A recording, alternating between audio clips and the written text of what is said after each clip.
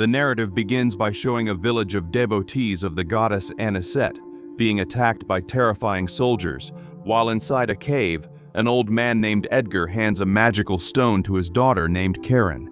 He asks her to flee and take the artifact to the paladin in Sung Hill. Accepting the order, Karen runs and outside finds her sister Tila. Shortly after, a group of soldiers formed by monstrous creatures surrounds Edgar, and their leader Mekru, a human with dark powers from ancient black magic, questions him about the artifact. The old man denies knowing anything, and Mekru then reveals powers beyond human comprehension, draining the old man's soul and memories through necromancy. By committing this evil act, he discovers the whereabouts of the man's daughter. After killing the old man, he orders the hunt for the young girl. Outside the shelters, the people continue running. Suddenly, an ogre-like creature appears, spreading even more terror. The monster attacks the village and chases the girls, cornering them in a crack between the rocks. However, Karen tells Tila to run while she distracts the beast, assuring her sister that the goddess will not let her die. The scene shifts to another village, where we meet another young woman named Marek, an enslaved servant trying to secretly brew magical potions hidden from her master. She possesses still hidden gifts, but seeks daily improvement of what she already knows, since she is an apprentice to a spellmaster. Her helper is named Egan, a fellow servant. When he finishes the process, smoke enters his nostrils, and shortly afterward, a small explosion occurs inside her house. Fortunately, nothing serious happens. Hearing the voice of the house's owner, she asks the boy to remove the things from the table while she distracts the old man. However, the old man Vagamal enters the room and insults the young woman, despising her as though she were an animal. Soon after, he orders Egan to go to the city of Vitaliana, carrying some coins to make a trade, and commands him to arrive at the appointed time so he will not be captured and killed. As soon as the old man leaves, Marek asks the boy to let her go in his place, because she needs to obtain something in order to accomplish what she desires. Marek has one diseased leg covered with incurable wounds, yet she still insists on going. Hours later, she arrives in the Kingdom City and goes to the house of a spellmaster. The man is named Gojun, already known to the young woman. She claims to have learned a spell he once taught her, but says she came there seeking even more magical knowledge. Gojun asks the young woman what kind of magic she wishes to learn, and Marek speaks of healing spells. Gojun asks why she desires something so precious, and says he is not the right person to give her what she seeks, because magic is understanding and comprehension of the elements of nature, not an act of faith capable of triggering healing. He knows she desires something for herself, but he cannot help her. However, sympathizing with Marek, he calls her over to show her something, as if it were his last good deed toward her. On a scroll, he says she will learn a displacement spell, but warns her not to use it on living things, because if she does, it will kill the living being. He then gathers many of his scrolls and begins throwing them into the fire, claiming those writings are too dangerous to remain there or fall into the wrong hands. Gojun tells the young woman he is leaving because rumors about him have spread through the city and the desire for power has rooted itself in the hearts of evil people. He explains that he continued helping her during these months because he sensed purity and a strong mind within her, knowing she would not become ambitious for power. Wanting to learn more, the young woman asks the magic master to pay a price for her and take her as his apprentice. Gojun says that outside the city along the road, she will find an inn, and there she should look for Hammerhead. Gojun claims that with him she will find what she seeks, in addition to earning her freedom. Marek says she cannot leave because she would be considered a fugitive and sentenced to death. Gojun encourages her, saying she is a strong fighter and needs to take a step forward to obtain what she truly wants.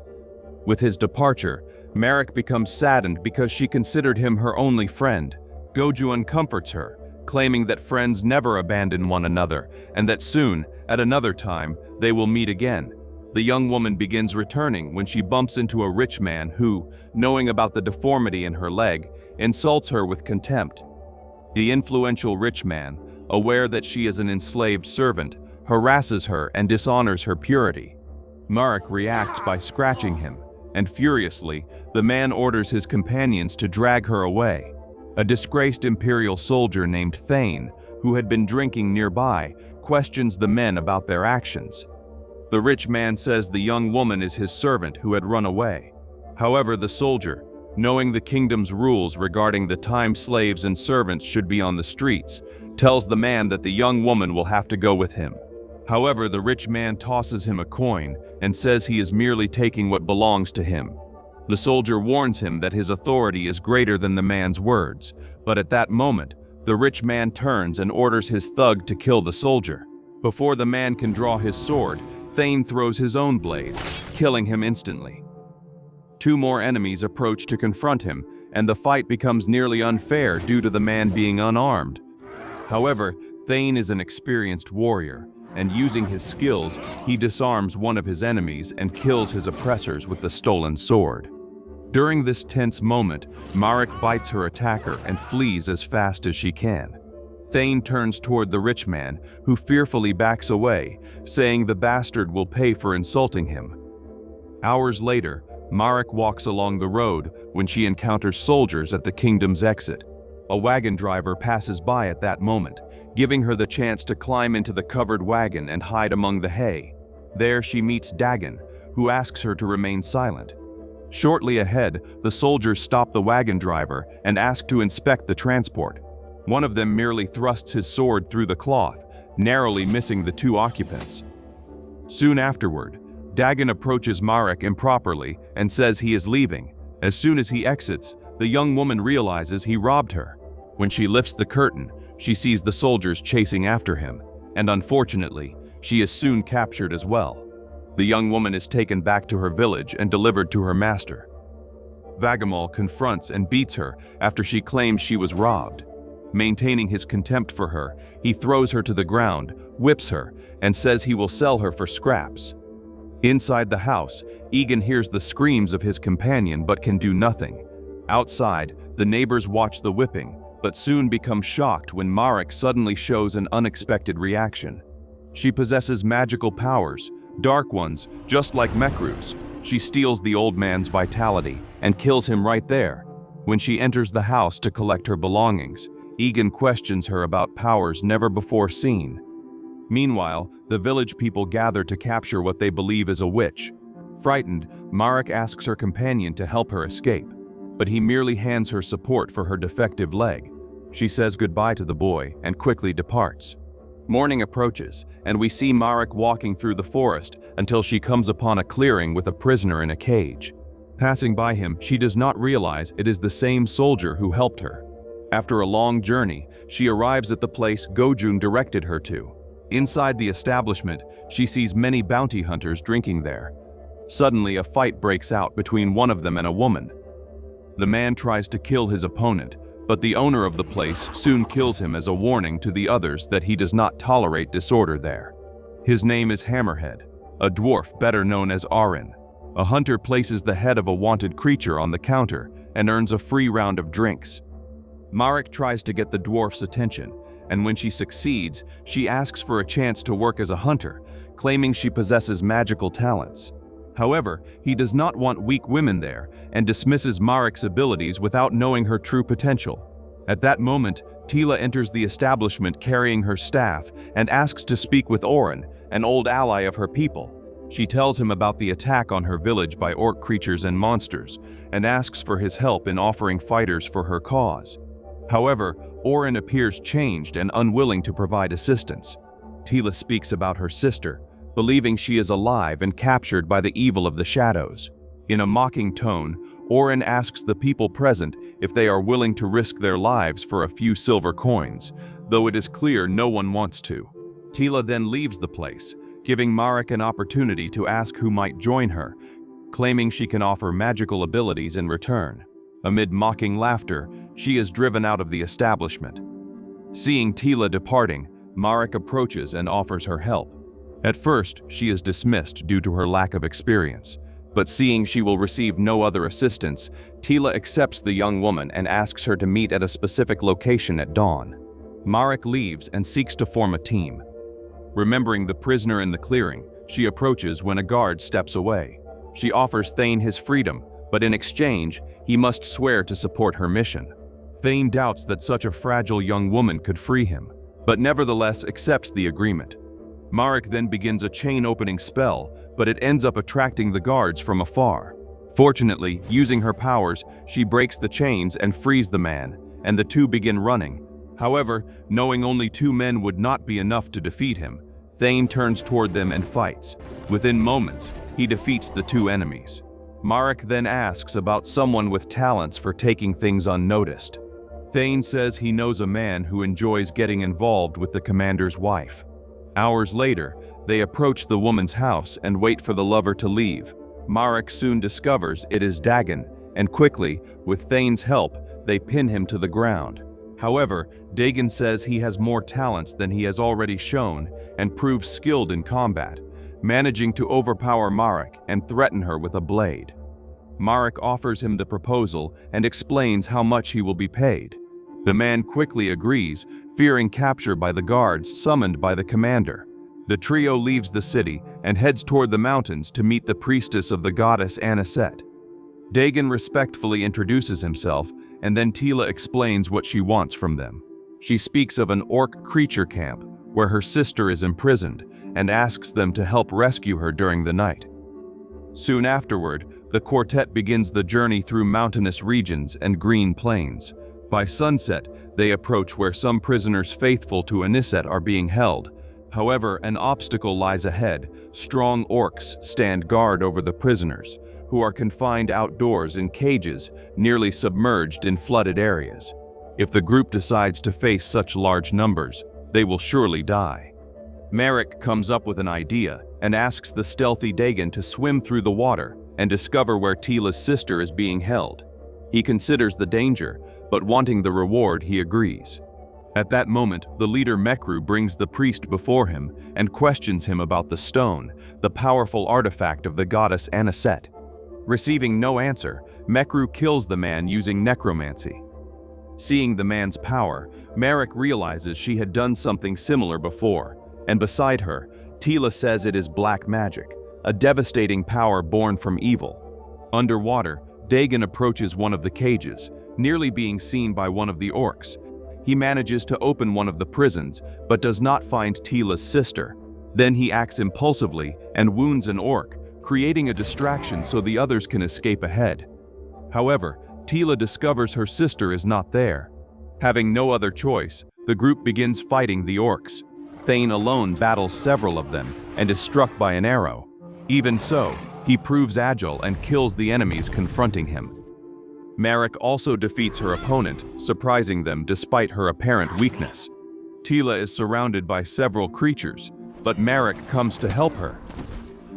She uses one of her fire spells and creates a brief explosion that knocks the orcs down, allowing them to retreat as more beasts approach.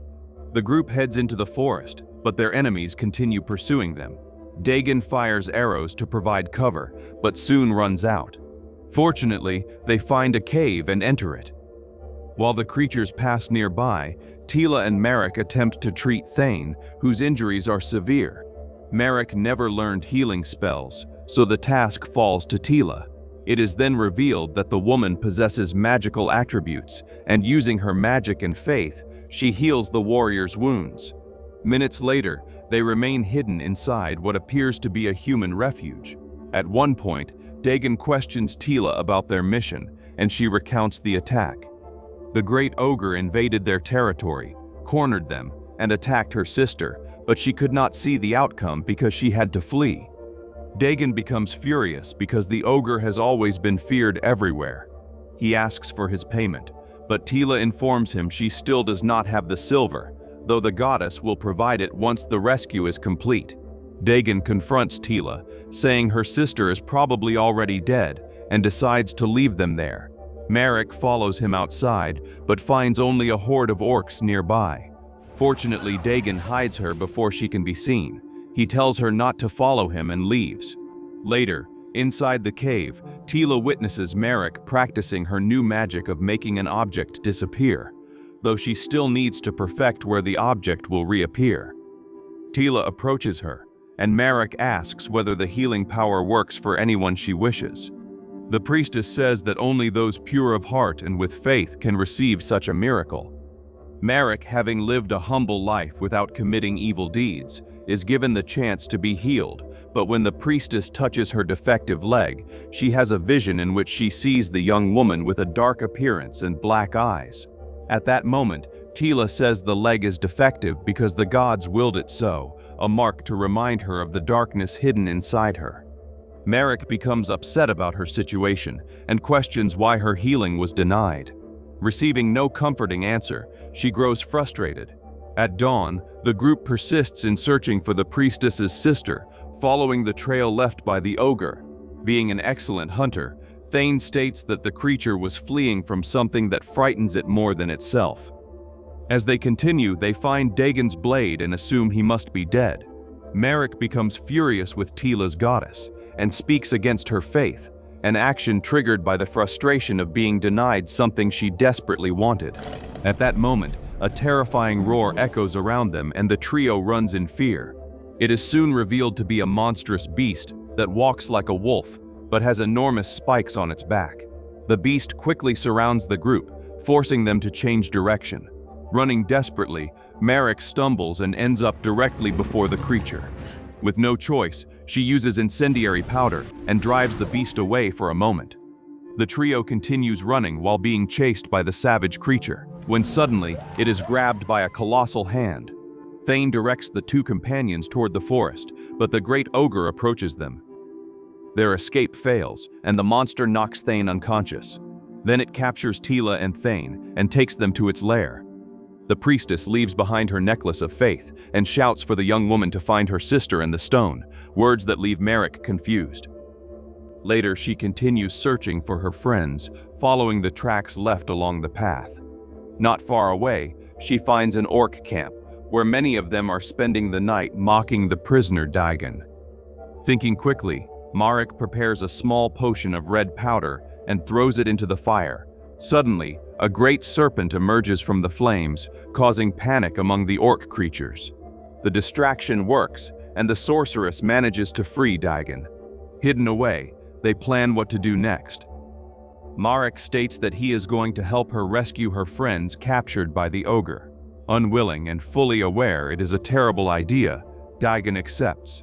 The following morning, they discover the entrance to the creature's cave. Volunteering to go first, Dagon kisses his companion and goes ahead, saying he is beginning to like her. Moments later, they enter the cave and see bones that once belonged to humans. They hear a man crying for help, but he is trapped and surrounded by stones. Dagon checks the other holes and finds Karen. She hands the stone to Dagon, asking him to take it to the paladin in Sung Hill, where the artifact will be safe, but the rogue says he only came to rescue her. The other prisoner continues making noise, drawing the monster's attention. Suddenly, the creature emerges from the shadows, lifts the stone, and devours the man. After the monster leaves, Dagon checks the remaining chains and finds Thane and Tila. Both are trapped beneath enormous rocks impossible to lift by hand. Fortunately, Marek has an idea. She uses her magical power and casts the physical displacement spell. However, her strength for affecting something living is minimal, and she fails. Nevertheless, she does not give up. Suddenly, darkness spreads through her body, and her power drains part of Dagon's life force. This grants the sorceress greater power and consequently frees the pair. The two men then lift the stone trapping Karen and free the other priestess. The noise brings the ogre monster back, but the group manages to escape, with Thane throwing a spear and Dagon shooting an arrow into the creature's eye. They gain enough time to enter an underground tunnel. However, the passage is not an exit, but a trap filled with giant tarantulas. The only way out is to turn back, but the ogre's hand blocks them. While the others try to fend off the spiders, Marek enchants her blade, making it sharper. She throws it at the monster's arm and drives it away. After exiting the tunnel, they face the great ogre. Thane tries to cut it, but is wounded again. The creature also knocks down the two priestesses and gives Dagon no chance to counterattack, quickly overpowering him as well, leaving only Marek to face it. Marek throws a fireball at the beast, and then takes an arrow and coats it with tarantula venom. When the ogre monster attacks her again, she swiftly pierces its eye, this time injecting deadly poison into its bloodstream. The creature screams in agony, and after staggering for a while, falls like a stone, lifeless. Afterward, she and the others gather their belongings and leave the place. The next day, the group of new hunters returns to Orin, offering the ear of the monstrous abomination, thus earning respect and officially becoming recognized hunters of the kingdom. Outside the establishment, we see Karen speaking with her sister, saying she will continue her journey and deliver the stone to the paladin, and that she will soon send the promised silver. She states that the goddess wishes for Tila to remain with her new friends, and that they will meet again soon,